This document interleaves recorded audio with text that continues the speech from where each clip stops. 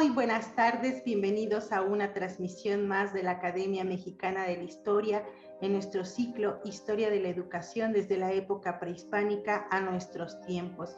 Nos da mucho gusto que estén ya conectándose a esta sesión, pues saludamos a todos aquellos que nos escuchan en la Ciudad de México, en los distintos estados de nuestra República Mexicana y también desde los diversos países de América Latina.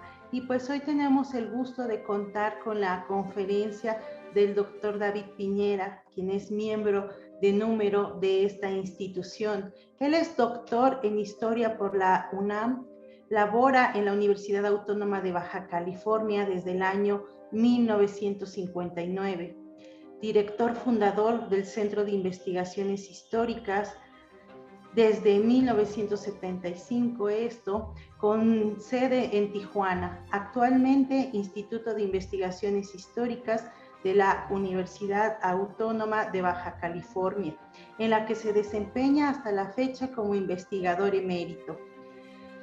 Primer coordinador de la licenciatura en Historia de la Facultad de Humanidades y Ciencias Sociales de la UABC, donde imparte cátedra. La sala de conferencias lleva su nombre, que es todo pues un gran homenaje que le hicieron al doctor David Piñera al ponerle su nombre a esta sala. Es miembro de número de nuestra Academia Mexicana de la Historia, en donde ocupa el sillón número 20 y miembro correspondiente de la Academia Mexicana de la Lengua. Pertenece al sistema, pertenece asimismo al Sistema Nacional de Investigadores en el nivel 3. Ha publicado un considerable número de obras sobre historia de Baja California, la frontera norte de México e historia de la educación superior. Es coordinador de la Red de Historia de las Universidades Estatales de México, tarea que se ha relacionado con la conferencia que hoy va a impartirnos. Así que pues yo no me queda más que agradecerle al doctor Piñera pues el estar con nosotros en esta sesión. Doctor, le dejo los micrófonos para que dicte su conferencia. Muchas gracias. Saludo cordialmente a todas las personas que nos siguen en línea en este importante ciclo sobre historia de la educación en nuestro país desde la época prehispánica hasta nuestros días. Por fortuna, sabemos que nos siguen personas de la Ciudad de México, de diversas regiones del país e inclusive de Latinoamérica. Repito, esto nos da mucho gusto.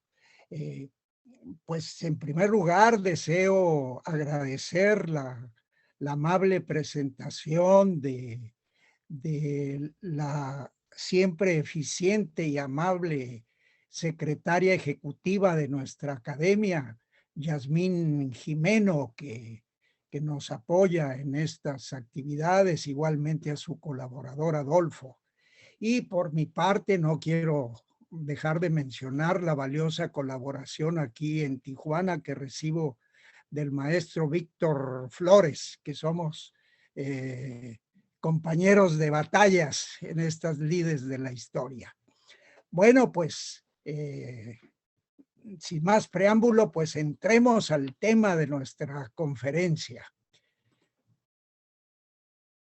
Les comparto la pantalla. Pueden ver ustedes que el tema que me propongo abordar en esta ocasión es las universidades de los estados de la República y la identidad regional, 1917-2021.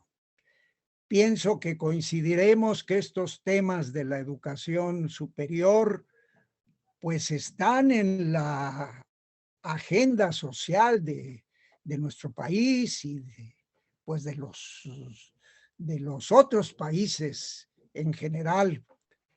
Digamos, ¿qué nación no se interesa, se preocupa por la educación de su juventud? Y en particular, voy a centrar el interés en las universidades de los estados de la República y la identidad regional.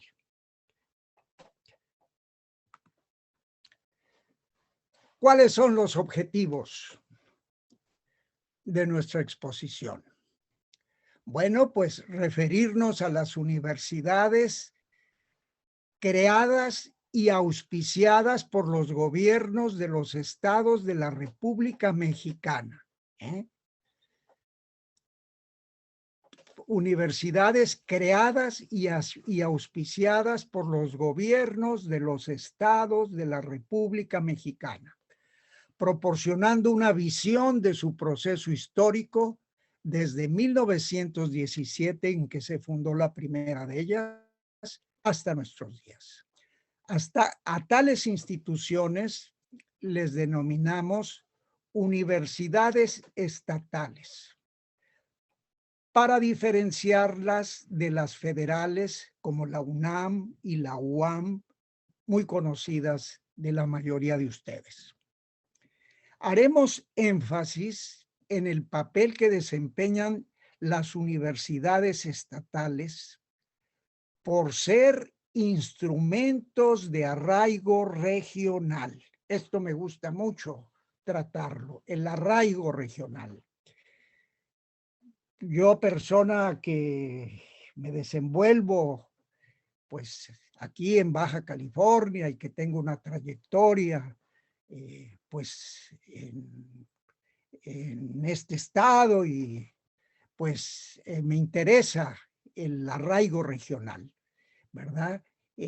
Porque además este tipo de universidades generan comunidades estrechamente vinculadas a ellas institucionalmente y al estado de la federación en que se ubican. Esto lo vamos a ver en el transcurso de nuestra exposición.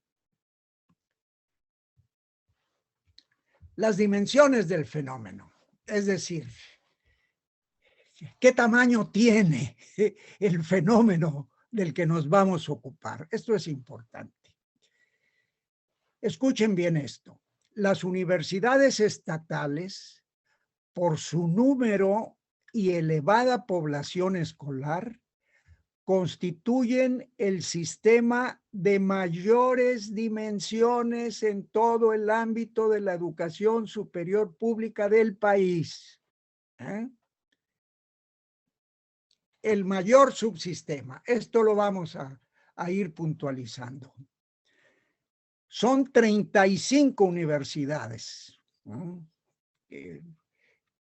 Todos los estados de la federación tienen su respectiva universidad y algunos tienen inclusive 2. Por eso son 35. Ubicadas en los diversos estados que, según el censo de 2020, atienden en conjunto, escúchese, a más de 1.200.000 estudiantes de licenciatura y posgrado. Aclaramos que no se incluyen estudiantes de bachillerato, que algunas universidades los tienen. Este 1.200.000 corresponde exclusivamente a licenciatura y posgrado. O sea que es un fenómeno de dimensiones muy importantes. Con una perspectiva histórica, esto las constituye en uno de los fenómenos de desarrollo social más relevante del siglo XX y lo que va del XXI. Miren, aquí vamos a puntualizar lo que en principio enunciamos. Las universidades estatales en el contexto de la matrícula de educación superior en México. Para darle un sentido histórico, veremos primero la población del año 2000, la población escolar, ¿verdad? La matrícula. Era de 2 millones y fracción, como pueden ver ustedes. Y allí los porcentajes están señalados de acuerdo a los distintos subsistemas. Por ejemplo, las que les son muy familiares a muchos de ustedes, las instituciones nacionales, la UNAM, la UAM, etcétera, ¿verdad? Representan el 13%. Los institutos tecnológicos, que los hay en todo el país, 12%. Otras públicas, pues que tienen distintas denominaciones, ¿verdad? Sector público, universidades técnicas, etcétera, etcétera. 13%. Las instituciones privadas, 29%.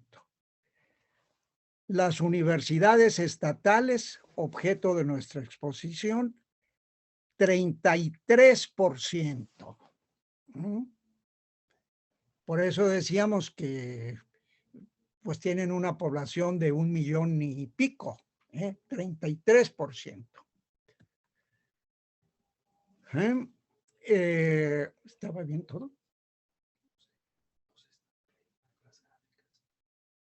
¿No?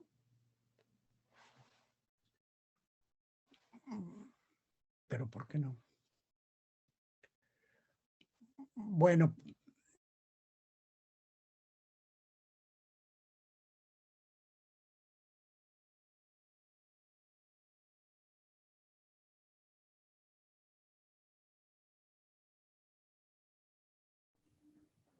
Doctor Piñera, estamos tantito fuera del aire. Dígame qué es lo que le ocurre, Víctor, qué es lo que ocurre. Nadie nos escucha. ¿Sí se están viendo las gráficas? Ahora ya se ven, hace rato no se miraban. Ah, pero ya están. Ya están. Ah, muy bien. Bueno, pues quizá repetir la distribución muy rápidamente. Miren, perdón, pero sí ya está, ¿verdad, Yasmín? Efectivamente, doctor, ya tenemos las gráficas ahora sí Muy en bien. pantalla. Miren, en el año 2000, 13%, ¿cómo estaba distribuida la matrícula en el 2000? 13% de las instituciones nacionales, o sea, la UNAM, la UAM, el Politécnico, 12% de los tecnológicos que hay en todo el país, 13% de otras públicas, que tienen distintos nombres, colegios, etcétera. 29% de instituciones privadas, que también tienen su peso.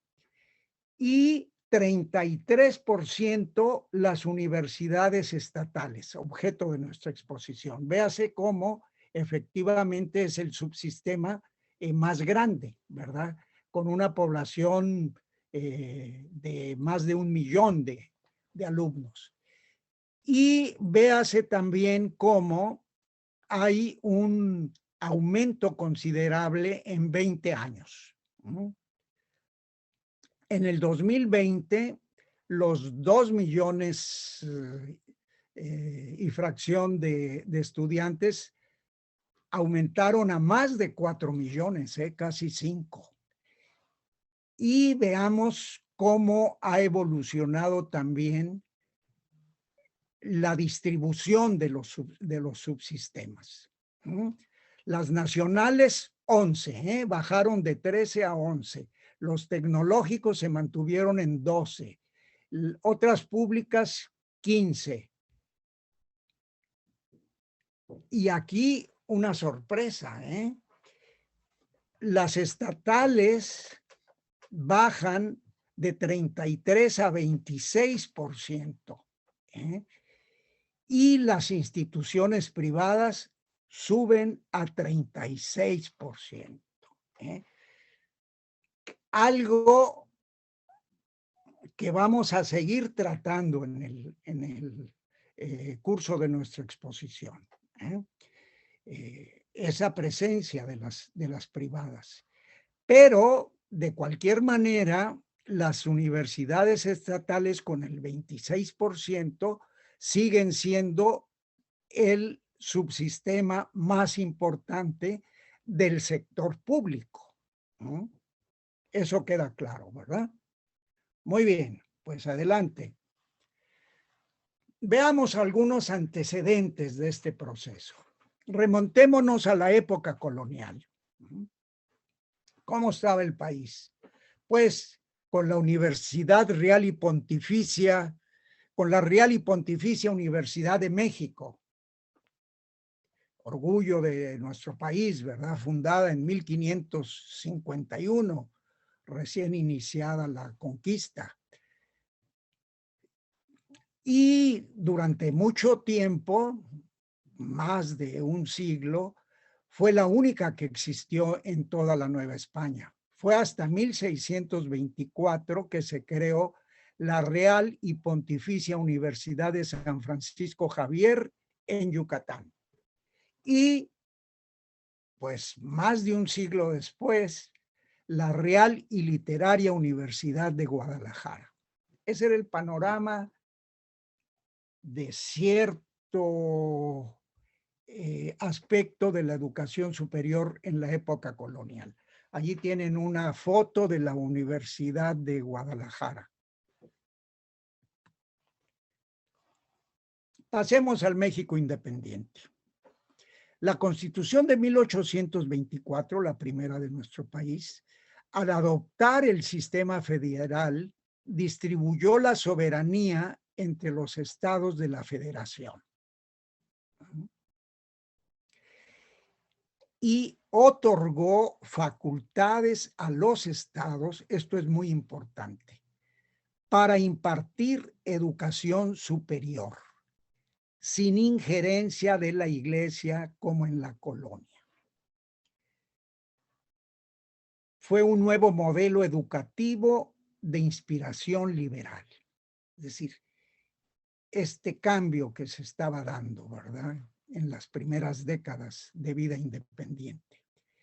Y se crean los institutos científicos y colegios civiles en lugar de universidades.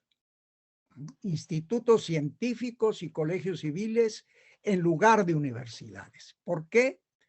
Porque se asociaba el término universidad con el pasado colonial, que tenía una connotación obscurantista, entre comillas, para cierta, digamos, lo que revela cierta faceta de jacobinismo de nuestros liberales, ¿verdad? Obviamente, yo considero que el liberalismo, pues, consideró un gran avance, ¿verdad? Pero en ese pequeño detalle como que se les fue un poquito la mano, porque en otros países de América Latina, durante el siglo XIX, pues siguió existiendo, se les siguió llamando universidades a las instituciones de educación superior. ¿Cómo podemos caracterizar a los institutos? Estamos en el siglo XIX. Impartían enseñanza preparatoria, equivalente a la actual secundaria y bachillerato. También ofrecían carreras profesionales, pocas: abogacía, medicina, farmacia, ingeniería, contaduría, etcétera. Obsérvese, en el siglo XIX se crearon 24 institutos o colegios civiles. El término instituto o colegio civil se usaba indistintamente. O sea que en casi todos los estados existían instituciones de educación superior.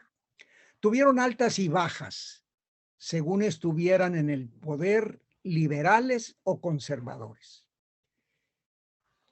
El rechazo al término universidad empezó a cambiar en 1910, cuando en el Porfiriato se fundó la Universidad Nacional de México en el marco del centenario de la independencia.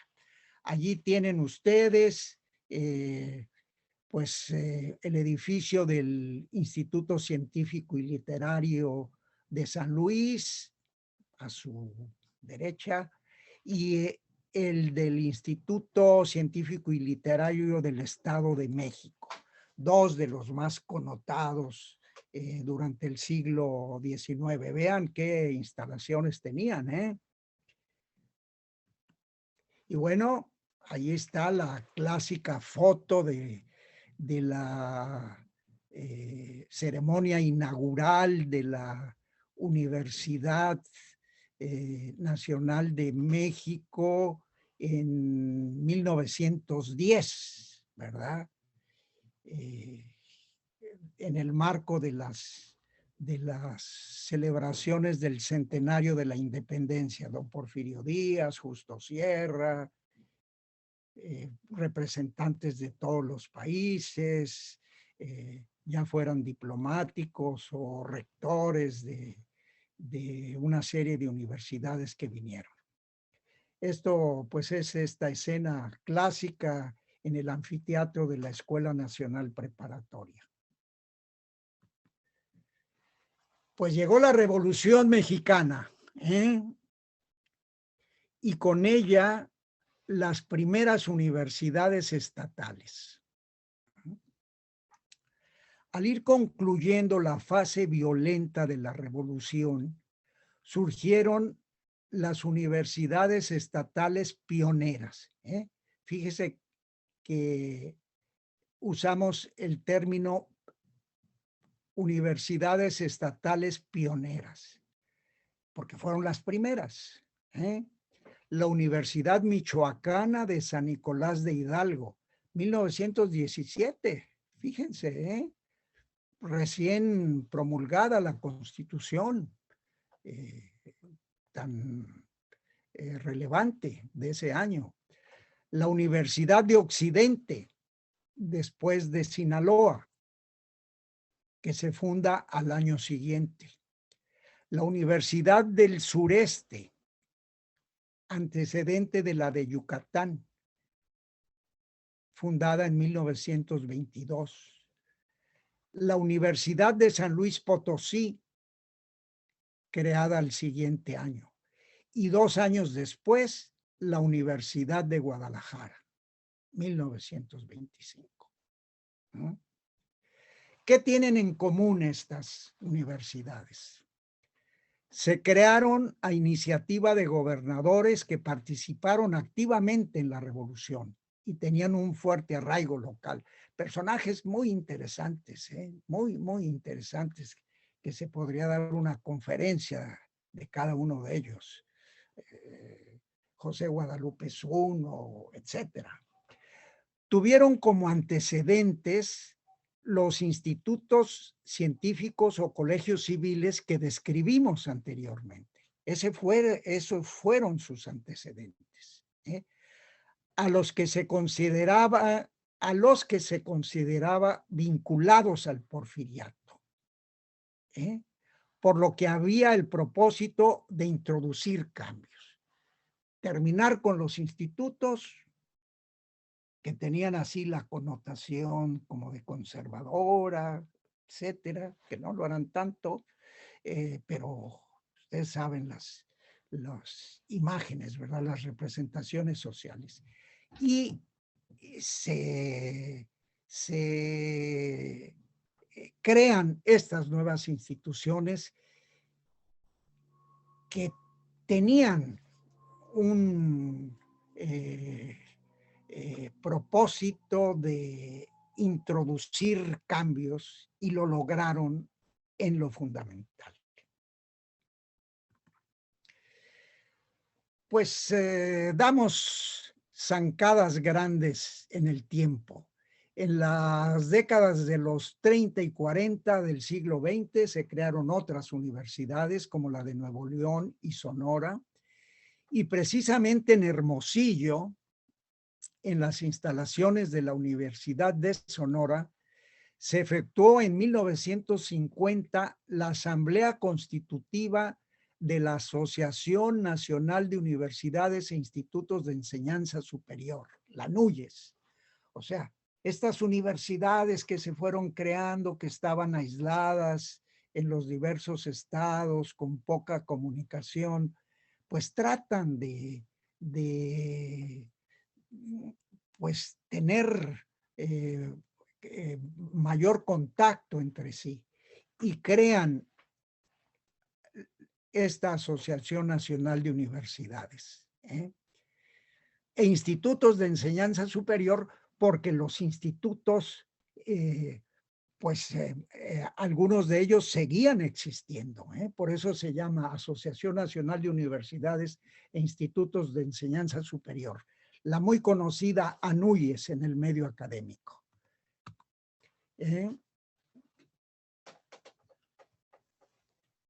Allí tienen esa foto. Vean ustedes cómo, pues eran pocos. Allí muy de traje, los señores rectores en Hermosillo, aunque estaba haciendo mucho calor, como ahorita está haciendo aquí en Tijuana.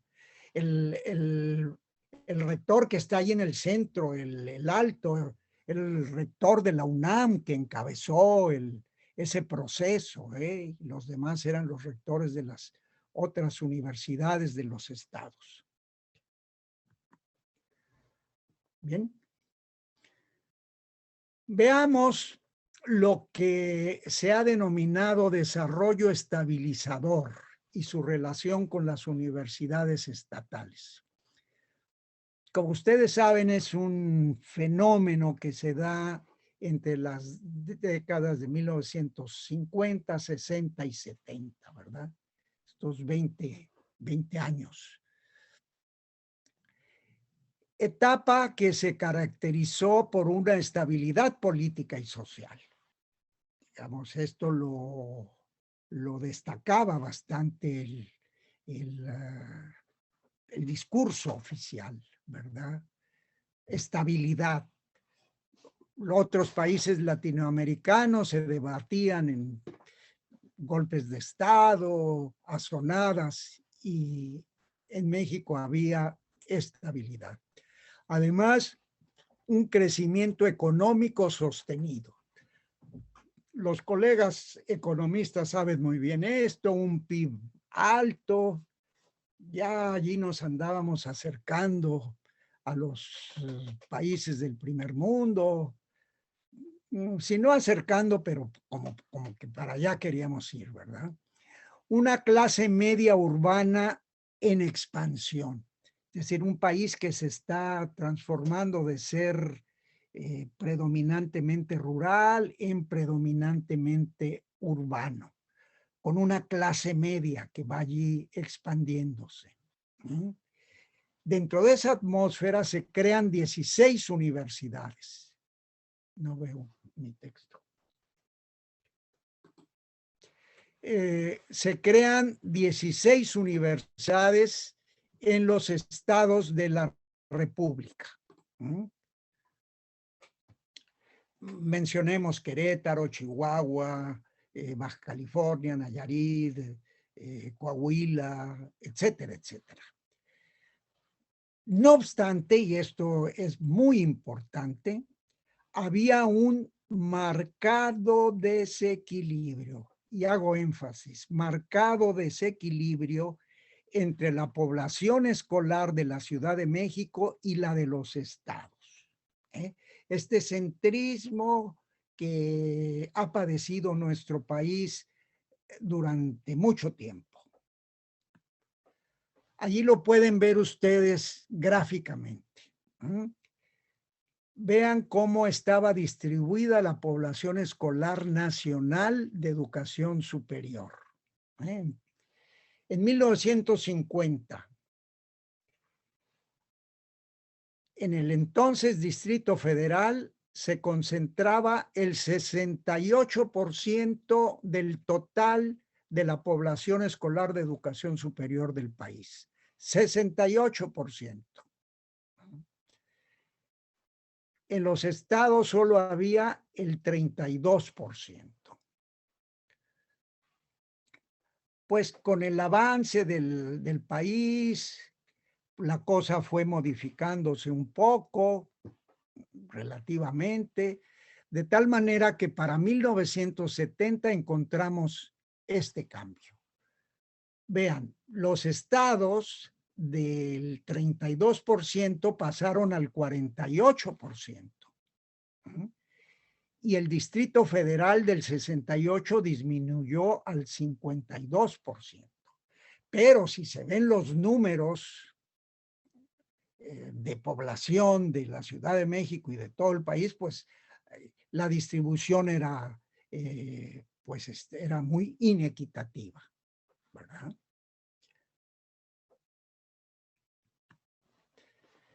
Y pues aquí viene algo que pues sabemos que conmocionó al país.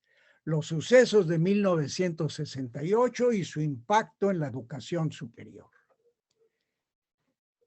Sucesos que reflejaron los problemas motivados precisamente, entre otras cosas, no fue la única causa, pero influyó la excesiva concentración estudiantil en el Distrito Federal. Se evidenció también la poca atención que se le prestaba a las universidades de los estados que ofrecían pobres oportunidades locales de estudio. Así muy ligeramente.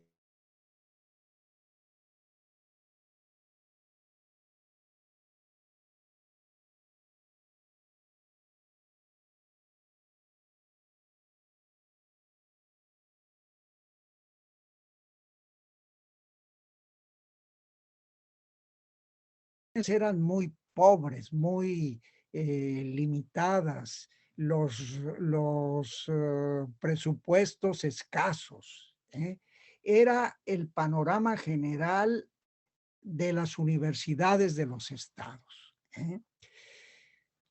Ante esa circunstancia, por fortuna, el gobierno federal, y ante el problemón del 68, a partir de 1970 implementó una política de descentralización de la enseñanza, a base de apoyar por fin a las universidades de los estados.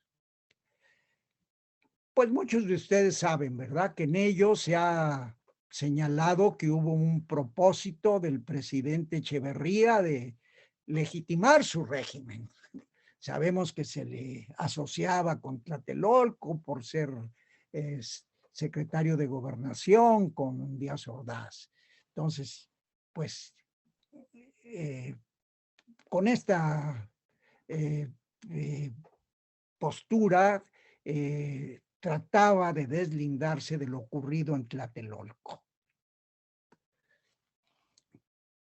Pues allí estas imágenes que por conocidas no es, no está por demás repasarlas, ¿verdad? Los jóvenes, los tanques.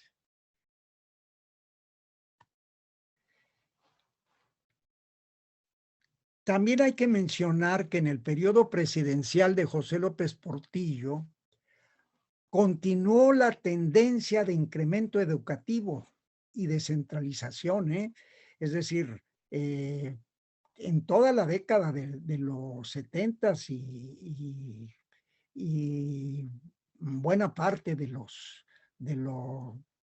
inicios de los 80s al menos, se incrementaron los presupuestos para las universidades de los estados, se les dotó de edificios, de laboratorios, empezó a haber maestros de tiempo completo, que antes no lo sabía, ¿verdad? Entonces, pues al mejorar el estado de las universidades que había en las distintas entidades de la federación, pues se incrementó la población escolar local. Ya no hubo tanta migración a la Ciudad de México, ¿verdad?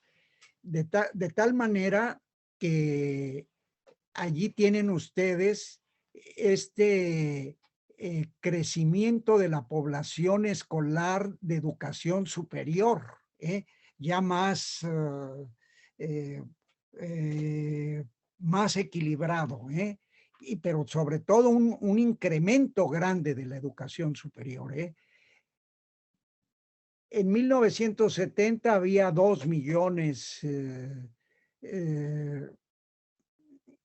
no, de 208,000, perdón, 208,994 estudiantes de educación superior, 208,994. Para 1980, pues, se triplica, o sea, en 10 años, más de 700,000 estudiantes de educación superior.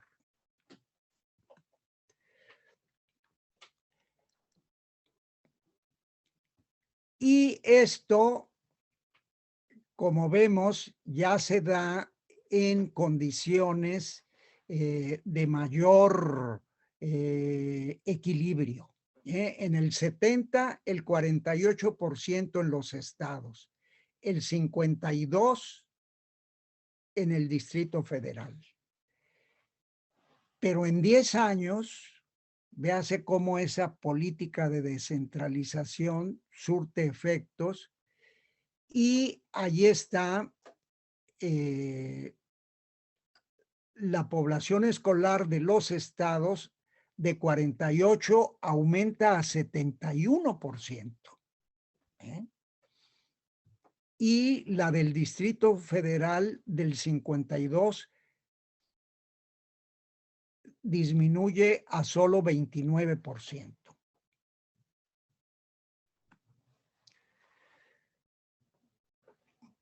Pues seguimos avanzando en el tiempo y vemos que en 1982, es decir, al terminar el periodo de López Portillo, en 1982, repito, al entrar Miguel de la Madrid, hay un cambio de rumbo en el país, ¿verdad?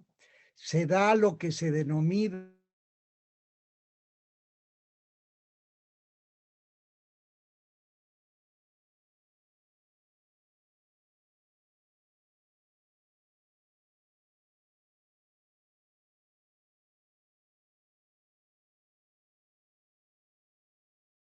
tránsito del estado de bienestar al estado neoliberal. ¿Por qué hablamos de esto? Porque empezó a sustituirse el modelo de estado que desde décadas anteriores venía desarrollando programas de asistencia en vivienda, salud, educación, etcétera. Se consideró que era un aparato estatal pesado y costoso. Algo había de eso, ¿verdad? Y se empezó a adelgazarlo y a alentar un mayor juego de la oferta y la demanda. Pues lo que postulan los economistas neoliberales: menos Estado y más mercado, ¿verdad? Es decir, que haya libre juego de la competencia, de la demanda, ¿verdad? En ello se siguieron las nuevas tendencias internacionales. pues que la marcaban Estados Unidos, Inglaterra, el Banco Mundial, etcétera, etcétera. En el aspecto educativo, se implementaron políticas de modernización de la enseñanza, utilizando en la docencia y la investigación los avances electrónicos. Avances como este, ¿verdad? Que estamos utilizando ahora que nos estamos comunicando en línea.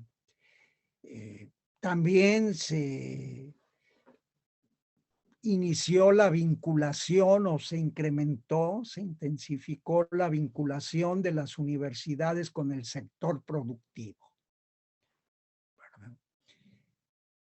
Y algo muy importante,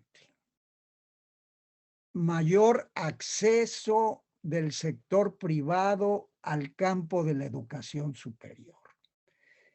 Es decir, se pensó que el sector privado podía coadyuvar con el sector público en la impartición de la enseñanza superior y que había que darle oportunidad y seguridades y alentar eso, ¿verdad?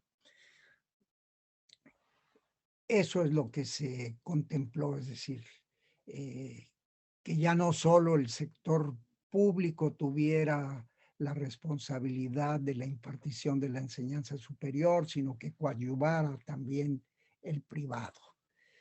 Y bueno, pues eso dio por resultado la vinculación, la multiplicación de las universidades particulares, ¿verdad?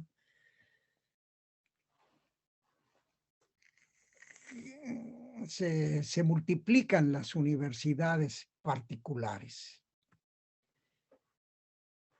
¿Está bien? ¿Sí? Y bueno, y cambia el escenario. Véanlo. Les llamará a ustedes la atención en esta nueva distribución de la matrícula de educación superior entre pública y privada. Veamos el fenómeno en 1980, cuando todavía no entraba la política neoliberal, 1980. El sector privado representaba el 13.5%, el sector público el 86.5%. ¿Y cómo está el panorama en 2020? Ustedes saben que pues, las cosas censales se mueven así por cada 10 años, ¿no? Pues miren, en ese periodo, pues el cambio notable que hubo, la educación privada aumentó del 13% en números redondos al 36%. A ver, ustedes son mejores para los números que yo, pues 3 tantos, ¿verdad? 3 por 12, 36, casi 3 tantos. En 40 años se triplica la educación privada. Y la pública queda restringida a solo 63, de 86 que tenía en 1980. Y ustedes saben que cuando un proceso empieza a tomar fuerza, pues sigue y sigue, ¿verdad? Entonces eso es lo que preocupa, ¿verdad? Con esto no queremos decir que sistemáticamente repudiamos la educación privada. nuestro respeto para instituciones de alto nivel, como el TEC de Monterrey, la Universidad Iberoamericana y otras, ¿verdad? Que tienen un alto nivel académico, ¿verdad?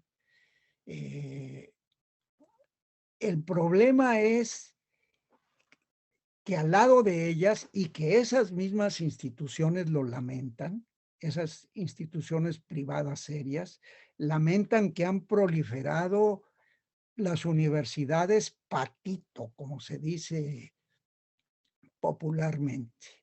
O sea, universidades de muy bajo nivel académico, ¿verdad? Que tienen instituciones muy básicas. A veces empezaron impartiendo clases en una escuela primaria y luego allí le siguieron secundaria, prepa y luego ahora imparten licenciaturas baratas y malas, baratas y malas. ¿Eh? Ese es el problema, ese es el problema. No la educación privada en sí, sino este aspecto que se está generando, y ustedes lo han de ver,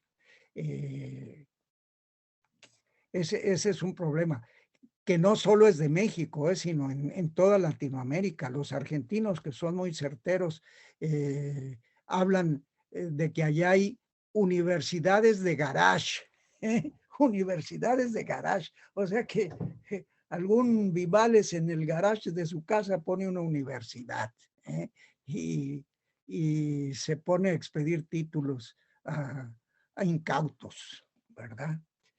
Pero reiteramos, manifestamos nuestro reconocimiento a la universidad privada seria y de nivel.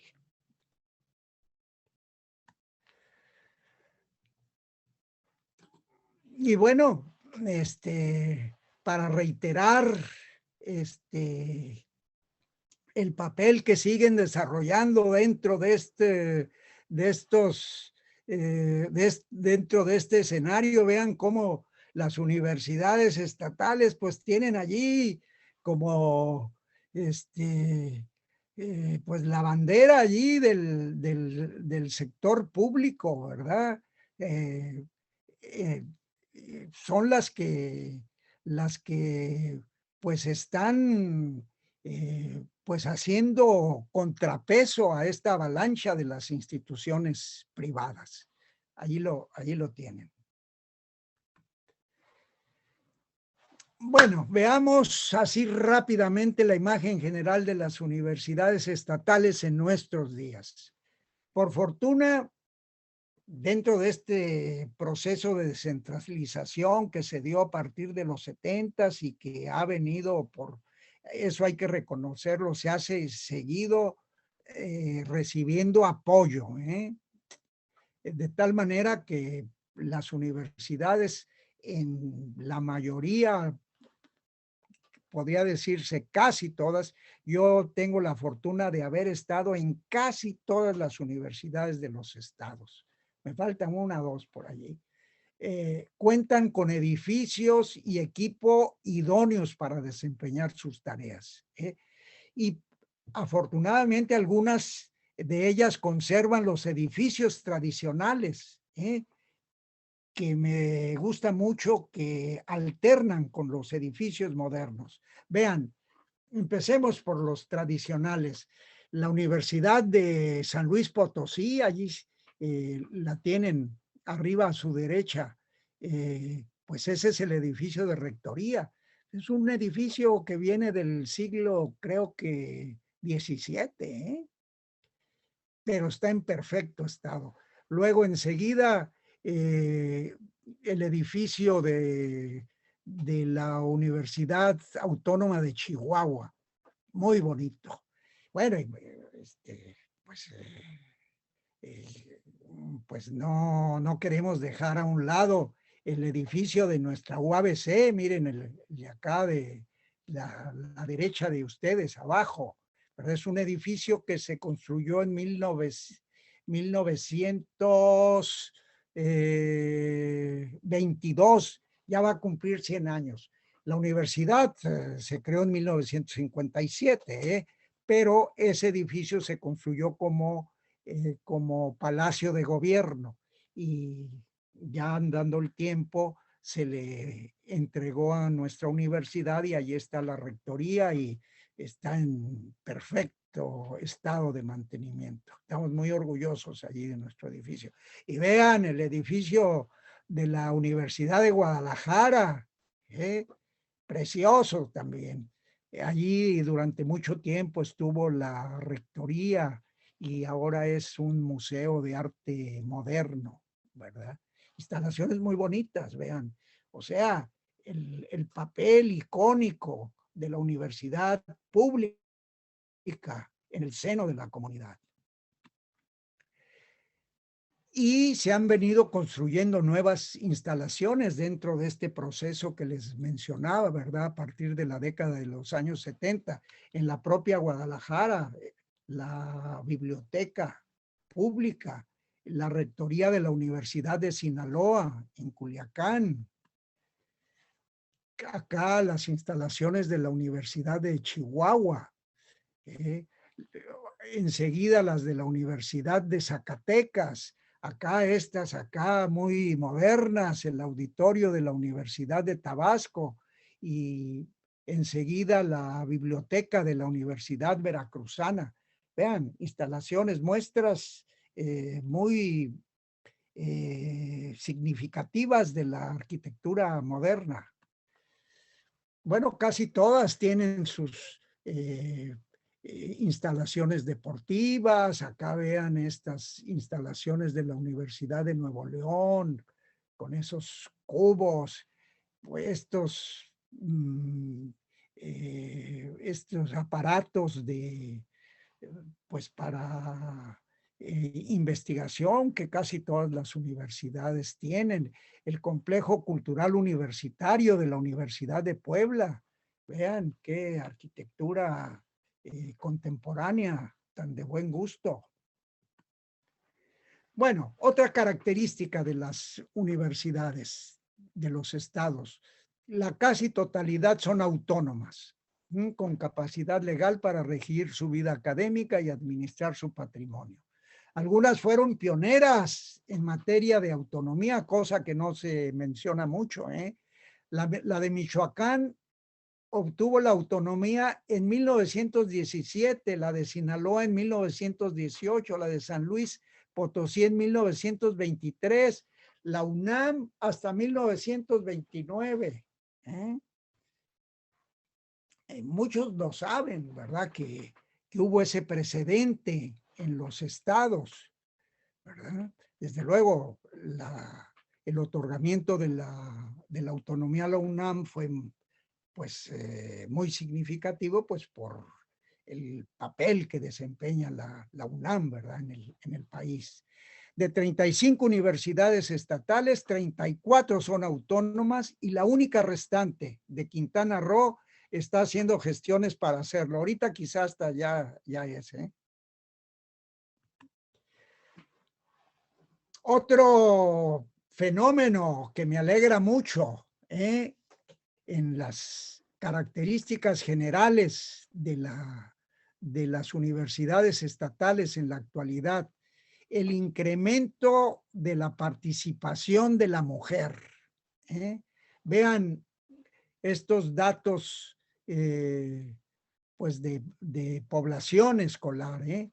Mire, en 1960, solo el 10% de la población escolar eran mujeres. 90% hombres. En 1960.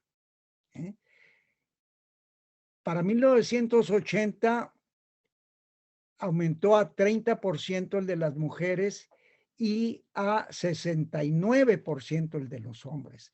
Y en el 2020, pues vean, ya es superior la población escolar de mujeres que la de hombres, tomando en cuenta la población escolar de todas las universidades de los estados del país. es superior ligeramente la población escolar, o sea, la presencia femenina, ¿verdad?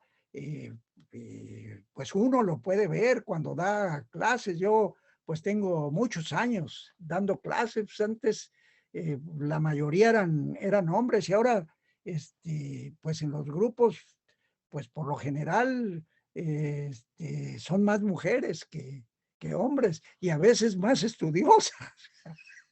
Yo les digo a los alumnos, pónganse listos porque las muchachas los van a desbancar, ¿verdad? Y bueno, y no solo se ve la presencia femenina a nivel de estudiantes, también en la planta docente, en los cargos administrativos. Un ejemplo, en nuestra universidad, pues está el rector, ¿verdad? Y 3 rectorías en las diversas ciudades del estado. Pues las 3 rectorías están ocupadas por mujeres. La directora de nuestro instituto, bueno, la dirección de nuestro Instituto de Investigaciones Históricas es mujer. Y todas muy capaces, ¿verdad? Así es de que es un gusto ver esta creciente participación de la mujer como una connotación actual de la población escolar en nuestras universidades. Ahora vamos, este aspecto que me encanta a mí, las universidades estatales como factores de arraigo. Generan comunidades de profesores y estudiantes con un sentido de pertenencia institucional. Y algo más. Son comunidades que están estrechamente vinculadas a la entidad federativa en que se ubican. O sea, el estudiante de la Universidad de Michoacán, por ejemplo, a la vez que es universitario michoacano, pues es también, está orgulloso de pertenecer al estado de Michoacán.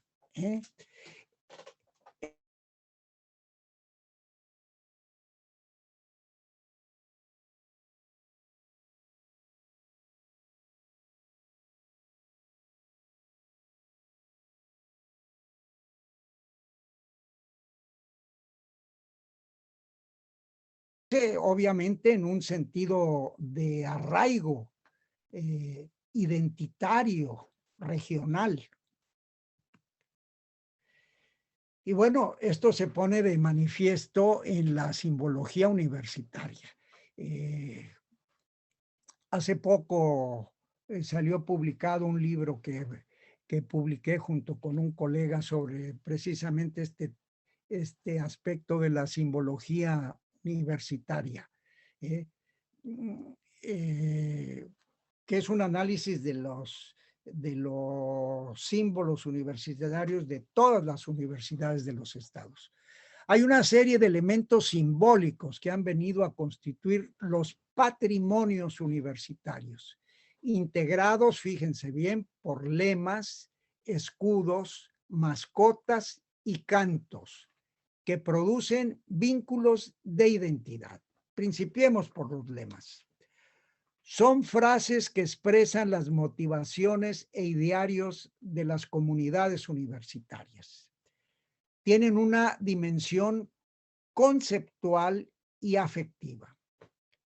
Por su uso reiterado en el discurso, en ceremonias y papelería, alcanzan una fuerte penetración.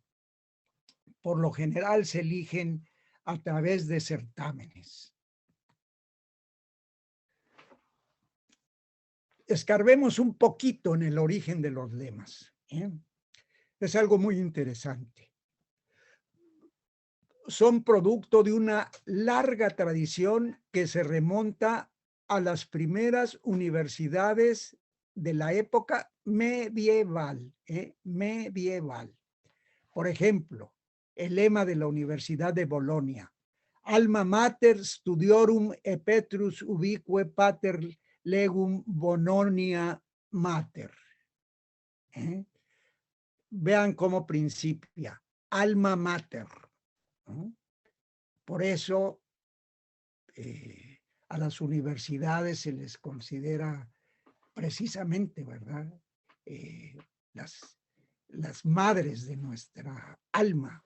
Este es el origen de la expresión que se asigna a todas las universidades del mundo. También así de la época medieval, la Universidad de Oxford, Dominus Illuminatio Mea, el Señor es mi luz, tomado del Salmo 27. Ya más cerca de nosotros, en Nueva España, la Real y Pontificia Universidad de México tuvo el lema Alma Mexicanensis Universitas Mano Regia Condita, la universidad alma de los mexicanos, fundada por mano real.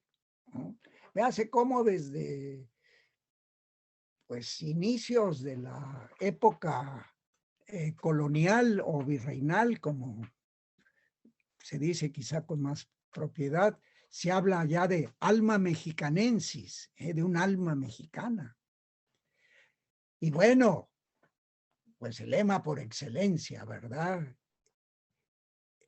De la UNAM, por mi raza hablará el espíritu, concebido por el rector José Vasconcelos en 1921. ¿Cuáles son las características generales de los lemas? Son construcciones sociales. Es decir, los lemas tienen múltiples implicaciones de significados.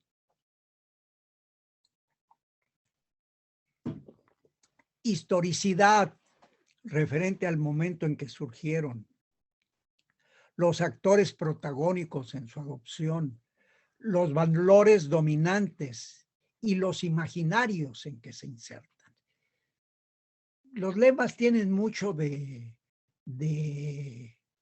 deseo de ser, de imaginar que somos o que llegaremos a ser. En un análisis general de los lemas de las universidades estatales, pudimos observar que los términos más frecuentes son ciencia, cultura, verdad, patria, libertad, luz, y le siguen raza, estudio, educar, etc. Algunos ejemplos. La Universidad Autónoma de Yucatán. Luz, ciencia y verdad. La de Chihuahua. Luchar para lograr, lograr para dar. Véase, ideas generosas. Universidad Autónoma de Coahuila. En el bien fincamos el saber. La Universidad de Guadalajara. Piensa y trabaja. La de San Luis Potosí. Siempre autónoma, por mi patria educaré. Pues permítaseme hacer referencia al de mi universidad de Baja California, por la realización plena del hombre. O sea, esta idea de plenitud. Desde luego, el término hombre usado en su sentido genérico que incluye a la mujer y al hombre. La de Nayarit, como que engloba pues lo que quizá toda institución aspira, por lo nuestro a lo universal, es decir, a partir de lo propio llegar a lo general. Los escudos, también nos pusimos a reunir los escudos de las 35 universidades estatales del país. Encontramos en ellos ciertas características comunes que permiten percibir varias formas de relaciones estrechas entre las comunidades universitarias y los estados de la federación en que están ubicadas. Vean, elementos similares con el escudo estatal. Primero están los de los estados. Obviamente los estados como tales son más antiguos que las universidades, ¿verdad? Los estados, pues casi todos fueron creados en 1824 con la Constitución Federal, y las universidades pues ya hemos visto que han surgido después. Entonces, las universidades se inspiraron en los escudos de los estados. Vean bueno, primero está el escudo de Chiapas, allí, esos leones rampantes y el famoso sumidero. Pues eso mismo lo ven en el escudo de la Universidad de Ciencias y Artes de Chiapas. El de Nayarit quizá es el de los que hay mayor congruencia o mayor similitud.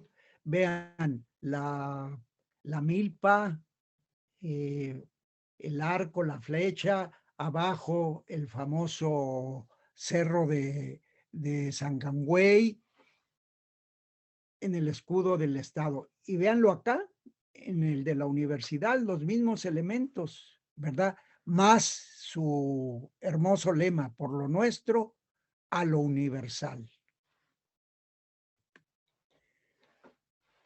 Y eso mismo lo vemos en el escudo de Jalisco y en el de la Universidad de Guadalajara.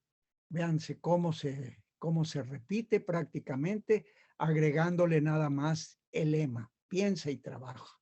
El escudo del estado de San Luis, vean, allí esa figura icónica de San Luis, rey de Francia, ¿verdad? Pues allí hay muchísima historia allí. San Luis, rey de Francia, este rey medieval, ¿verdad? El nombre de San Luis Potosí, que lo toman de las minas de Bolivia, que en ese tiempo pertenecía a Perú, ¿verdad? Ricas minas de Potosí, pues se le pone el nombre al estado San Luis Potosí, y allí con el oro y la plata. Y bueno, y se repite en el escudo de la universidad, ¿verdad? Agregándole el lema, ¿verdad? Siempre autónoma, por mi patria educaré. Véase cómo hay alusiones a la historia en los escudos. Aquí tenemos la de Tabasco con el Juchimán, esa piedra pues icónica también, ¿verdad? Es un ídolo de los grupos olmecas de allí de la región, ¿verdad?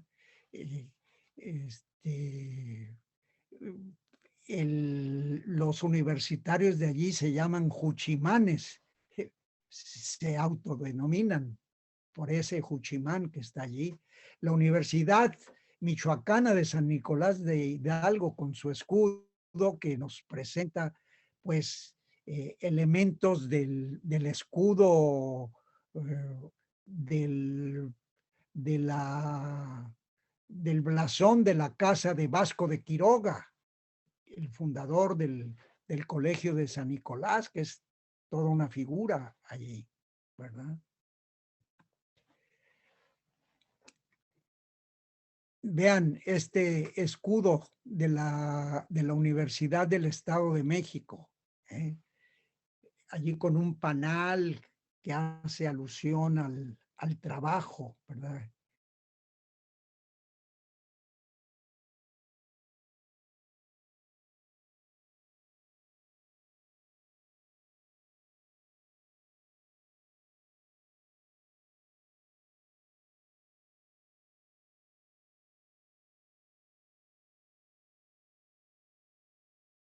Siete regiones del estado, ¿verdad? y allí el frontispicio del Instituto de Ciencias, en el que, por cierto, estudió Benito Juárez. Otros escudos tienen elementos del medio ecológico. Allí tienen a la Universidad de Sonora, ¿verdad? Pueden ver las naranjas, así. Ya saben que el equipo famoso de los naranjeros de Hermosillo, ¿verdad? Equipo de béisbol. Bueno, en Quintana Roo, pues ven ese tucán, ¿verdad? Que es propio del medio ecológico de allí.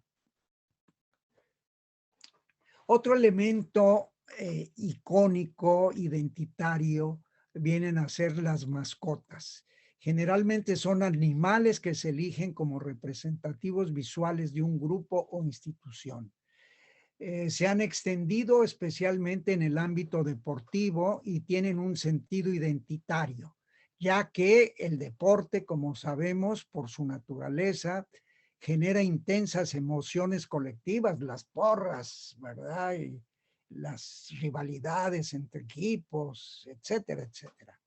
Hay referencias de que la figura de la mascota surgió a finales del siglo XIX en las universidades estadounidenses. Ya desde el siglo XIX, Estados Unidos empezaba a dar pautas. Se menciona que la primera fue la Universidad de Yale, que en 1889 empleó como mascota de sus equipos deportivos a un perro bulldog que pasó a hacerse célebre. Ahí lo tienen, el handsome Dan, el guapo Dan. Ahí lo tienen. Una foto del siglo XIX y bueno, una escultura actual, la letra de Yale.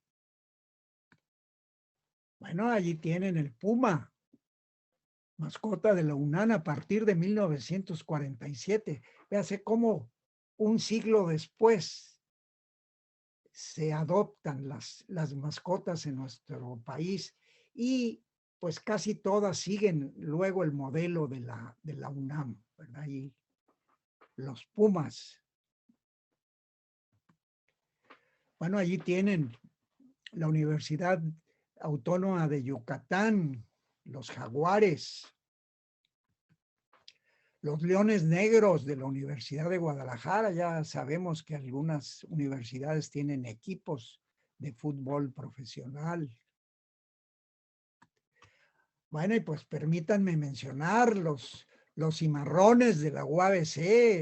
El cimarrón es una especie pues que está aquí en la península de Baja California, desde la época de las pinturas rupestres, ¿verdad? Y todos nos sentimos muy cimarrones.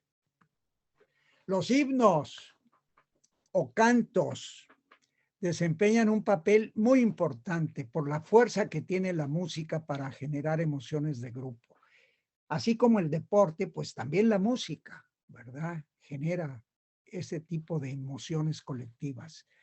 La mayoría de las universidades estatales de México cuentan con sus himnos, escogidos también mediante certámenes, convocados por lo general en primer término para elegir la letra y luego musicalizarla. El Gaudeamus Igitur, famosísimo, tradicional, es el himno universitario por excelencia, con raíces medievales, medievales. Su carácter académico se consolidó en las universidades alemanas del siglo XVIII, conservando el uso del latín. En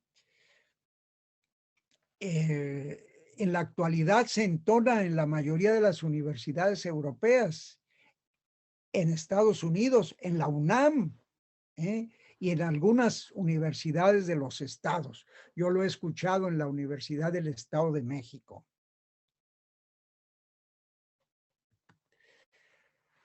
Precisamente,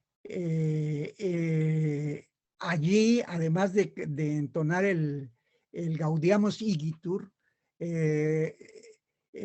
tienen su propio himno, que compusieron en 1928 al cumplirse el centenario de la fundación del Instituto Científico y Literario del Estado de México, y se continúa entonando hasta la fecha.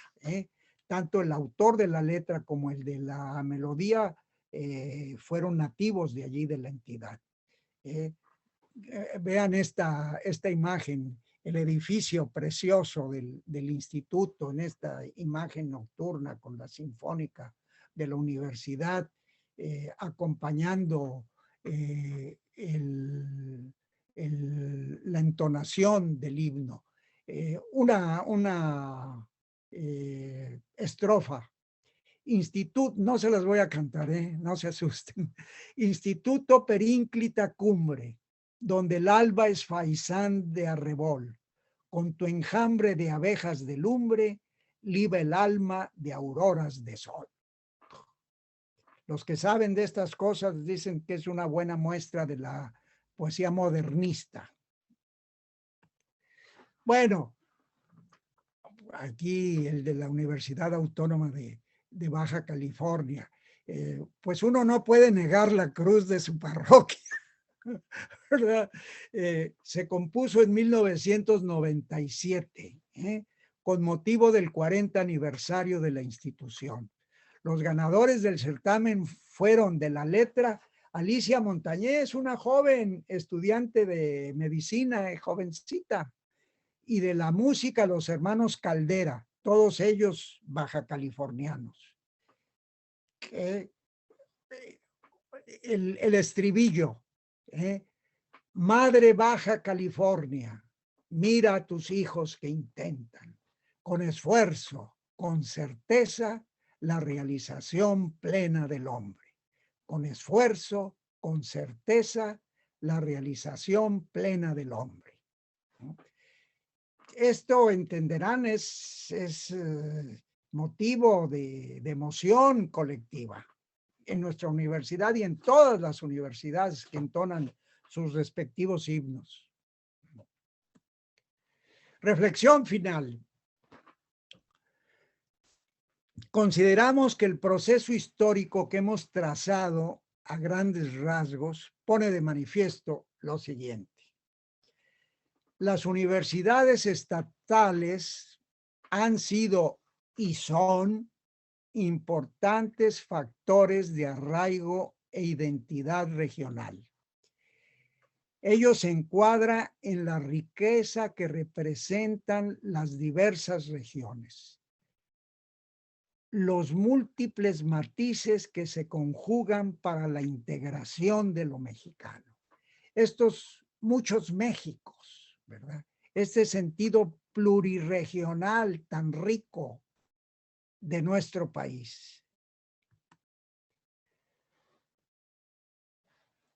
Desde otro ángulo, las universidades estatales constituyen uno de los logros más importantes de la sociedad mexicana del siglo XX y lo que va del XXI. Uno de los logros más importantes. Ello se ha alcanzado con la participación de diversos sectores, estudiantes y profesores del movimiento de 1968, que no fue inútil, fructificó. Por otra parte, acciones gubernamentales, el otro aspecto que también hay que considerar, tanto de orden federal como local, en una acción no interrumpida por cambios, o sea, no la han interrumpido los cambios en los partidos políticos que han asumido el poder. Quienes vivimos, quienes trabajamos en las universidades, hemos visto que en décadas ha estado el PRI, ha estado el PAN, ha estado Morena en el poder, y las universidades siguen recibiendo apoyo. Visto con una perspectiva histórica, por encima de lo que se menciona, sucede en los ámbitos políticos, corrupción y desaciertos. Afortunadamente, al lado de esas cosas y por encima de esas cosas, se ha logrado que México tenga este sistema de educación superior, ¿verdad? Y en virtud de su gratuidad, es decir, que son gratuitas, las universidades, bueno, se pagan una cuota simbólica, ¿verdad? Sí, estamos hablando, algunas universidades privadas cobran una una inscripción de 60,000 pesos de inscripción, más 6,000, 10,000 o más cada mes. Las universidades estatales cobran cuotas simbólicas comparadas con esas altas colegiaturas, ¿verdad? Lo que ha venido permitiendo, y esperamos que lo siga permitiendo, el acceso de las clases populares y medias. Que sigan teniendo acceso las clases populares y medias a las universidades. Para mí, como profesor, una de las cosas más gratas una de las cosas más gratas es saber que con mi pequeño granito de arena estoy contribuyendo a que se dé ese fenómeno de ascenso social que se da en estos jóvenes, ¿verdad?, que ingresan a nuestras universidades. Pues eso es lo que he querido presentarles en esta ocasión. Les agradezco muchísimo la atención que han prestado. Muy amables. Doctor Piñera, pues nosotros le agradecemos a usted esta interesante conferencia esta tarde en nuestro ciclo y pues ya tenemos aquí algunas preguntas, también algunos comentarios de nuestro público. Aquí, por ejemplo, Elizabeth Nava dice: muchas gracias por el aporte de tanta información e investigación. Es un honor siempre ser universitario o universitaria, orgullosamente de la Universidad del Estado de México. Y pues así, algunos comentarios, pero nos vamos a ir a las preguntas porque pues esa también es una parte muy importante para el intercambio en esta sesión. Aquí María de Lourdes Ortiz dice: ¿qué pueden hacer las universidades estatales para evitar que se den casos como el terrible estafa maestra? Y también agrega: ¿cómo evitar que llegue la mala política a corromper la vida universitaria? Bueno, yo confieso que no estoy muy enterado de este fenómeno de la estafa maestra, porque por fortuna nuestra universidad ha estado totalmente al margen de eso, ¿verdad? Nunca se le ha señalado, pero pues sí, es lamentable que aún cuando pues las universidades persiguen objetivos tan nobles como la educación superior, etcétera, pues pues las universidades públicas, ¿verdad? Pues pues tienen su nexo, ¿verdad? Su dependencia del sector público, ¿verdad? Y pues el sector público es muy complejo y pues vemos que lamentablemente, pues allí, pues nuestro país tiene una tradición lamentable de corrupción que pues a veces se extiende a las universidades a las universidades públicas. Pero yo diría que visto con una perspectiva histórica, ¿verdad? Y sobre todo, quienes hemos visto las pobres condiciones que tenían las universidades en sus inicios y que vemos pues las buenas e idóneas instalaciones, el equipo de investigación, etcétera, etcétera, pues vemos pues que es evidente que ha habido una buena aplicación de los recursos que se han recibido. Y hay que ponernos a salvo de esos pues peligros que por excepción, repito, que por excepción se dan, pero hay que estar en guardia, hay que estar en guardia. Espero haber contestado. Aquí nos pregunta Ilse Guadalupe Jaramillo. ¿Cuál cree usted que son los principales retos que enfrentan las universidades estatales de frente al siglo XXI? Pues quizá ya de mi propia exposición se pone de manifiesto, ¿verdad? Yo diría que un reto es encontrar una forma de coadyuvancia adecuada con las instituciones privadas, ¿verdad? Es decir, que la acción pública logre que no cunda ese problema que se está dando en las universidades privadas de bajo nivel. Repito, no las de buen nivel, las de bajo nivel. Las universidades públicas por lo general son la primera opción para los estudiantes.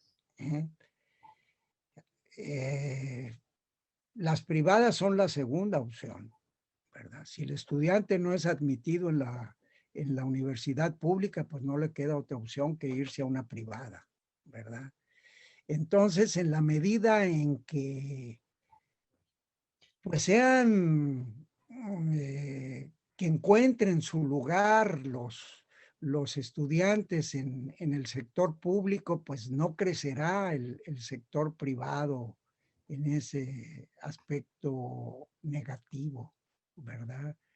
Y repito, que haya una coadyuvancia adecuada, ¿verdad? Que se complemente en el sector público con el privado. Por otra parte, yo creo que otro de los retos es que las universidades de los estados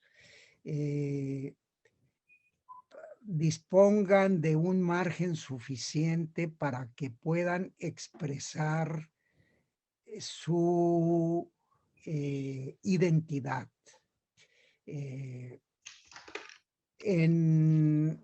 Con el transcurso del tiempo en las instancias federales se han venido generando políticas que se proyectan hacia las universidades de los estados, ¿verdad? En términos generales, y siendo honestos, son positivas. Son positivas porque pues son producto de experiencias calificadas, que están a tono con las nuevas tendencias educativas a nivel mundial, ¿verdad? Pero a veces, estando uno acá en los estados, se siente como que se requeriría un mayor margen de iniciativa para tomar medidas. Creo, y esto quienes están familiarizados con los medios académicos lo saben y no quisiera abundar mucho. Voy a abundar más y lo creo más pertinente en algo que pone de manifiesto lo que pretendo decir. Que en el aspecto de la simbología, las universidades estatales han tenido margen de expresarse, de expresar su individualidad. Véase cómo se advierte eso, ¿no? Cómo se pone de manifiesto las características de las regiones en sus respectivos símbolos, ¿verdad? Pienso que eso sería muy saludable, ¿verdad? Podríamos estar hablando de un país más equilibrado, más rico, multifacético, ¿verdad? En el que hay respeto a las individualidades locales. Pienso que ese es otro reto importante. Bien, pues vamos a continuar. Aquí dice, pregunta Andrés Moreno Nieto, ¿hubo movimientos estudiantiles previos al 2 de octubre de 1968 en Sonora? Sí, sí los hubo. El 68 le llegó a Sonora ya en huelga la universidad. Sí, sí los hubo, ¿eh? Eh, Allí, pues un poco todavía dentro de la dinámica de aquel tiempo, pues un candidato a la gubernatura sintió que le habían robado allí la elección y se sumaron los estudiantes y se conflictuó la universidad. Y pues luego llegó el 68 y por un buen tiempo la Universidad de Sonora se vio acudida por problemas. Sí los hubo antes del 68.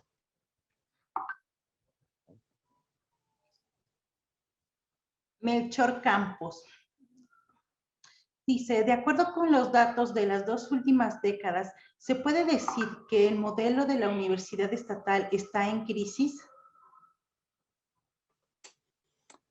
Yo diría que crisis no,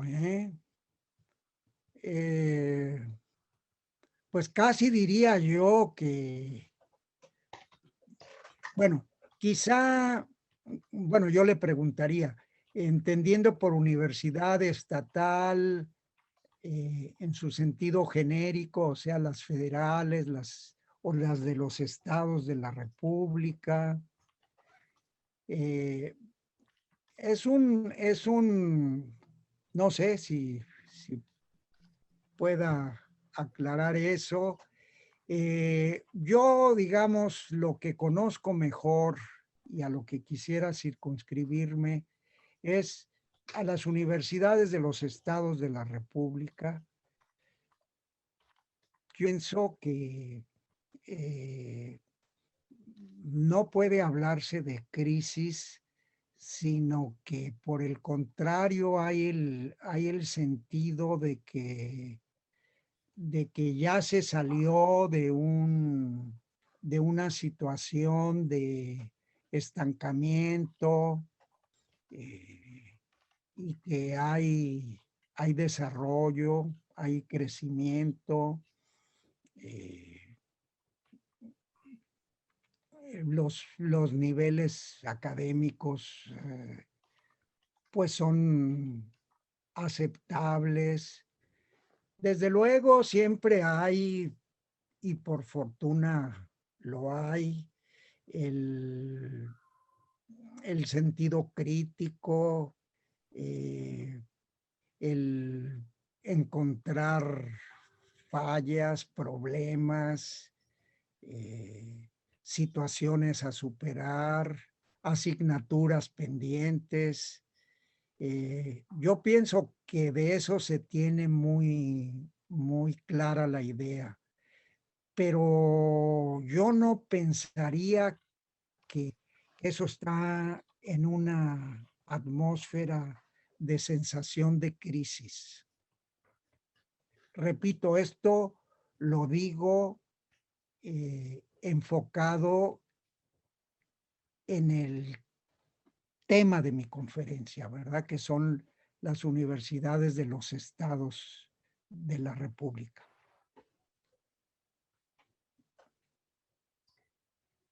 Acá Laura Ruiz Romero dice, ¿pudiera hablar un poco de la especialización del conocimiento y de la fuga de cerebros? La especialización del conocimiento y la fuga de cerebros. Pues sí, pues mira, no sé si interprete yo bien lo de la especialización. Pues las circunstancias reinantes pues van imponiendo la necesidad de especializarse en un campo específico de conocimiento y de allí derivar una acción profesional, ¿verdad? Pues, pues parece que eso es algo que lo impone el desarrollo general de la ciencia, de la economía, ¿verdad? Yo sé que frente a eso hay esta actitud humanista que algunos compartimos, ¿verdad? Alguien decía que lamentablemente con esta tendencia se sabe cada vez más de menos. Se sabe cada vez más de menos, ¿verdad? Lo cual se aparta pues de estas digamos, concepciones generales, ¿verdad? De las humanidades, de las ciencias sociales, de la filosofía, o sea, visiones generales, ¿verdad? Que pues a veces parecen un lujo ante estos imperativos de la especialización, ¿verdad? Y bueno, pues las universidades están dentro de esa problemática. La fuga de cerebros, pues, pues yo sé que eso es lamentable, ¿verdad? No tengo yo cifras muy precisas de eso. Repito, mi objeto de estudio son las universidades de los estados que pienso que están menos expuestas a ese fenómeno de la fuga de cerebros, ¿verdad? Tengo idea general, es lamentable, pues el país con esfuerzos prepara a gente, ¿verdad? Siendo honestos, El país tiene un buen sistema para formar gente, ¿verdad? Yo siempre digo, yo soy producto bueno, malo o regular del sistema de educación pública. Yo recibí beca para ir de Baja California a hacer maestría y doctorado a la UNAM, ¿verdad? Aprovecho en el Instituto de Investigaciones Históricas de la UNAM, que entonces dirigía nuestro admirado maestro y amigo, el doctor León Portilla, ¿verdad? Y, y, y como yo, muchos recibimos apoyo y había la recomendación de que regresáramos a nuestros lugares de origen, a regresar lo que recibimos, y yo por fortuna tuve oportunidad de regresar a Baja California y aquí estoy, ¿verdad? Pero pues también uno ve que hay gente que se forma y luego pues no tiene oportunidad no encuentra campo de trabajo en el país y pues es lamentable, pero pues ese es el aspecto, digamos, emocional del asunto, ¿verdad? Datos estadísticos no tengo, pero pues sé que es un problema.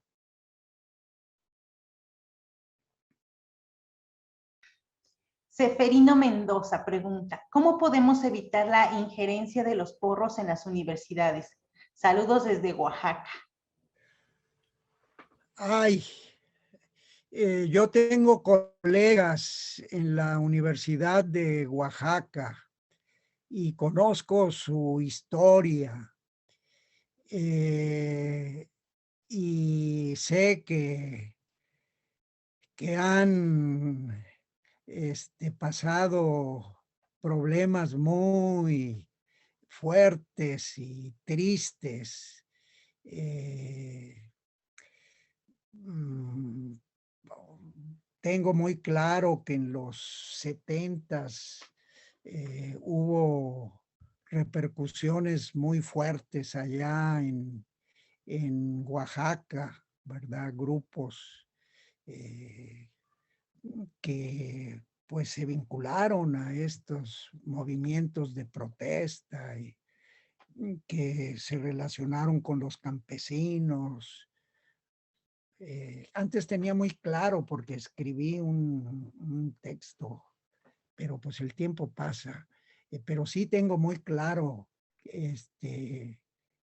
esos problemas y sé que la Universidad de Oaxaca ha sido castigada con pocos presupuestos precisamente por esos problemas, ¿verdad? Y que les han creado otras universidades por allí. Y pues eso genera ese fenómeno de los porros, ¿verdad?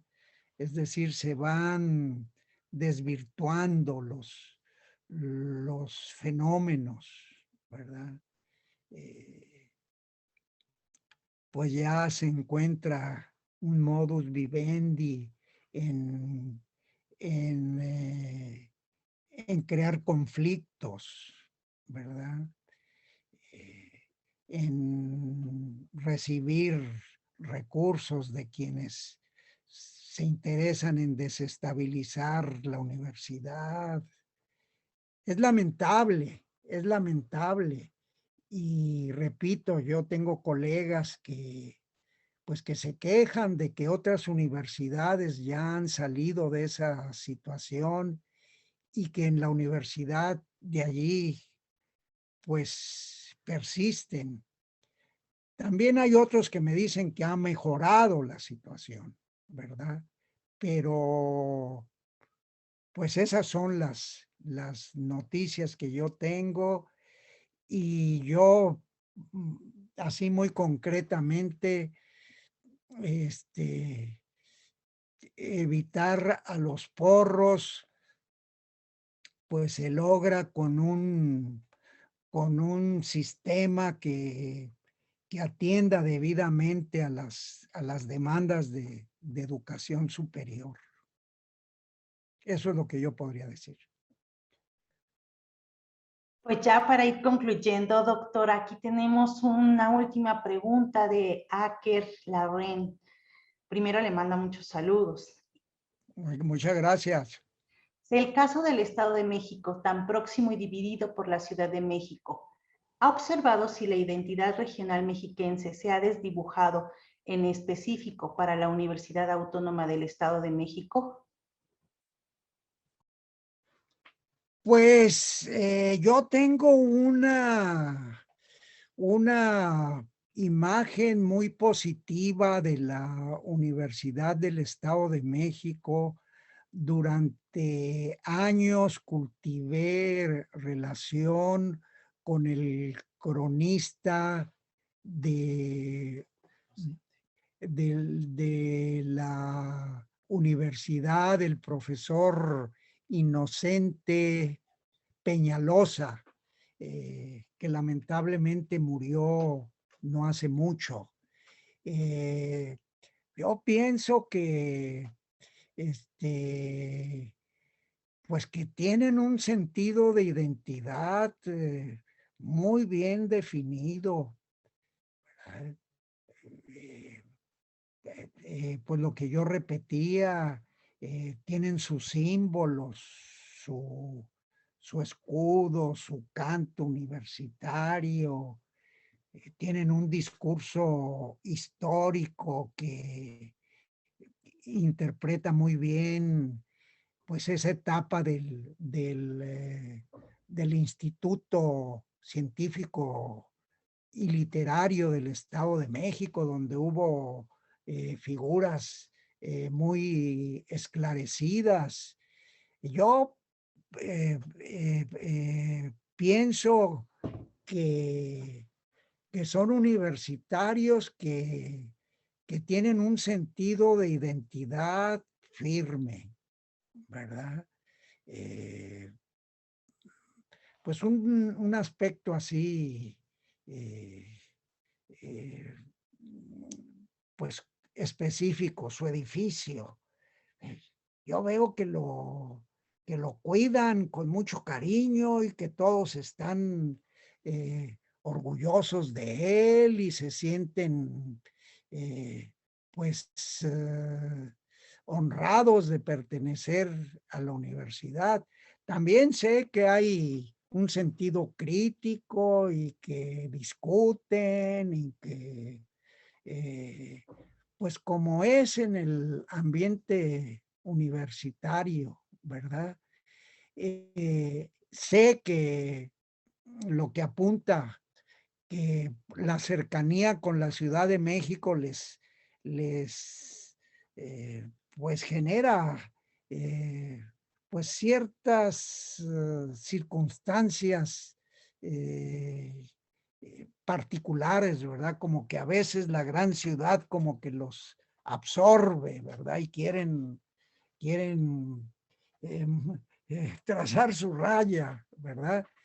Pero yo creo que han sabido crear un sentido de identidad mexiquense. Además, pues es una entidad con recursos económicos. En fin, esta es mi idea así un poco desde esta perspectiva de Tijuana, ubicada acá en